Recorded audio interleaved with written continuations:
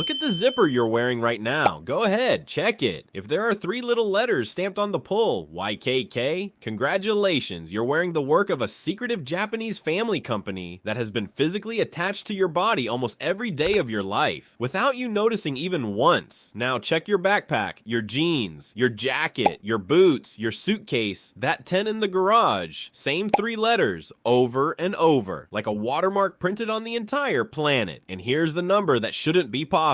By value, this one company makes roughly half of all the zippers on Earth, billions of them every single year from factories in about 70 countries, without ever running an ad you've seen, without ever selling a single share on a stock market, and without you ever once deciding to buy from them. You've spent your whole life as their customer, and nobody asked you. So today we're answering 3 questions. 1. How do you monopolize something this boring? 2. Why did America, the country that literally invented the zipper, hand the entire industry to Japan? Because that absolutely happened, and losing it is half this story. And 3, who is finally coming for the king? Because someone is. We'll get there, but first we need to go back to a man who was simply too lazy to tie his shoes, because the zipper itself has a messy origin story. In the 1890s, an American inventor named Whitcomb Judson got tired of bending over to lace up his boots. That's it. That's the origin of the zipper, possibly the most relatable invention motive in human history. So he patented something called a clasp locker, a clunky chain of hooks and eyes that mostly didn't work. It jammed. It popped open at the worst moments. It was, to use the technical term, garbage. It took another engineer, a Swedish American named Gideon Sundback, to sit down around 1913 and redesign the whole thing into the little interlocking metal teeth we still use today, more than a century later. Your zipper is older technology than sliced bread. Look it up. Oh, and nobody called it a zipper yet. That name came in the 1920s, when B.F. Goodrich put the fastener on rubber boots and named them after the zipping sound they made. The name jumped from the boots to the fastener, and it never left. The company behind Sundback's design eventually became known as Talon, and for decades, Talon basically was the zipper industry in America. Keep that name in your head. I'm serious. Remember Talon, because later in this video, that company is going to make one of the most expensive mistakes in industrial history, and almost nobody knows about it. Now let's jump across the Pacific. Tokyo, 1934. A 20-something guy named Tadao Yoshida is broke, like actually broke. He'd come to the city from Uozu, a small fishing town on the coast of Toyama, and the trading company he worked for had just collapsed. But buried in its leftover inventory was a product category nobody in Japan was taking seriously: fasteners, zippers. So Yoshida did the thing you do when you have absolutely nothing to lose. He started his own tiny operation selling them, which would eventually carry the gloriously catchy name Yoshida Kogyo Kabushiki Kaisha, Yoshida Manufacturing Corporation, YKK, yes. The mysterious letters you've been wearing your whole life are literally just one man's name, plus the Japanese word for company. Mystery solved. Video over. Just kidding. We haven't even gotten to the good part. Because at first, YKK wasn't special at all. Japanese zippers back then had a terrible reputation. Cheap, hand-assembled, inconsistent. Then World War II happened, and in 1945, the firebombing of Tokyo wiped Yoshida's operation off the map entirely. He relocated home to Toyama, rebuilt from basically zero, and then made a decision that sounds tiny, but turned out to be the hinge this entire story swings on. Around 1950, he imported an American chain machine, a machine that could stamp out zipper teeth automatically with a precision no human assembler could ever match. And when Yoshida saw what it could do, he didn't just order more machines. He decided YKK would build its own, and never ever show them to anyone. This is the part I need you to actually sit with, because this is the moat. This is the entire secret.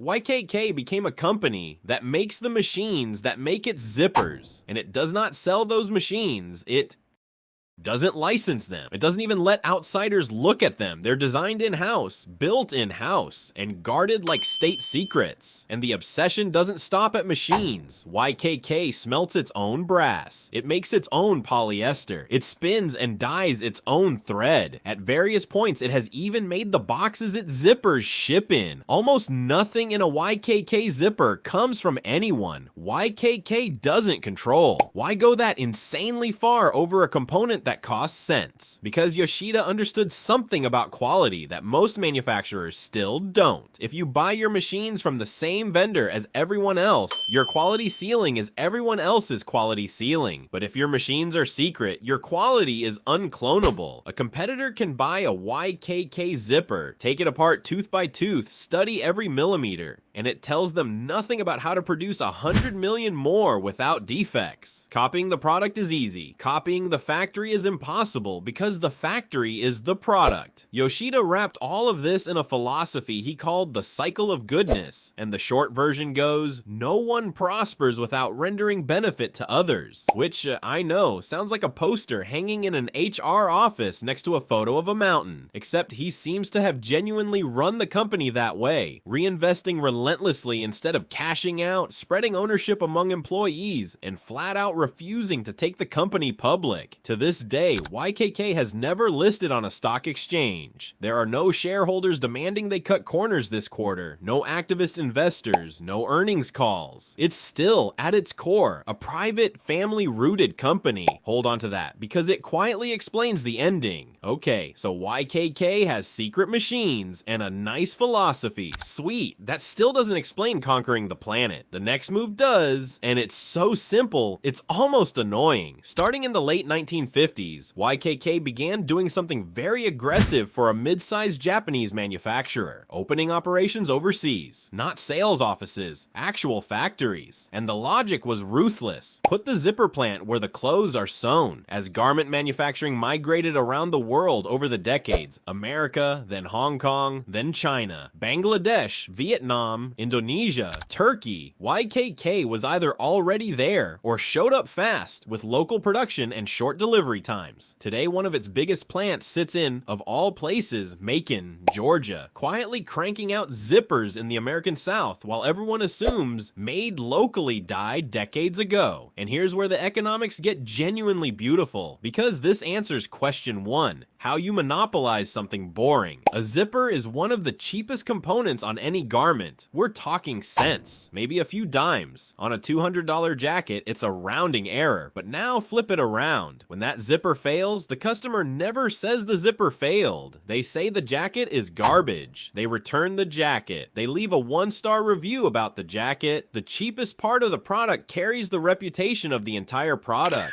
So if you're a brand manager and switching away from YKK saves you 5 cents a unit, but adds even a 1% chance of mass returns, you don't switch. You never switch. Nobody ever got fired for choosing YKK. That sentence right there is worth more than any patent ever filed. Which brings us back to Talon. You remembered, right? Time to watch America fumble the zipper. Through the mid-20th century, Talon dominated the US market. Then in 1968, it got swallowed by a conglomerate called Textron and became one line item in a giant portfolio. Run by spreadsheet, managed for margins, starved of obsession. And while Talon was busy being managed, its customers were leaving the country. Clothing production flooded out of the United States toward Asia, and Talon largely stayed home. YKK, meanwhile, was already standing next to the new factories, offering better consistency, lower prices, and faster delivery. There was no dramatic knockout punch, no scandal, no villain, just decade after decade of one company showing up closer and more reliable, until one day the country that invented the zipper looked down and realized its champion had shriveled into a footnote, and a family firm from Toyama was wearing the crown. So by the 2000s, YKK sat somewhere no maker of a 10-cent product should ever sit. Billions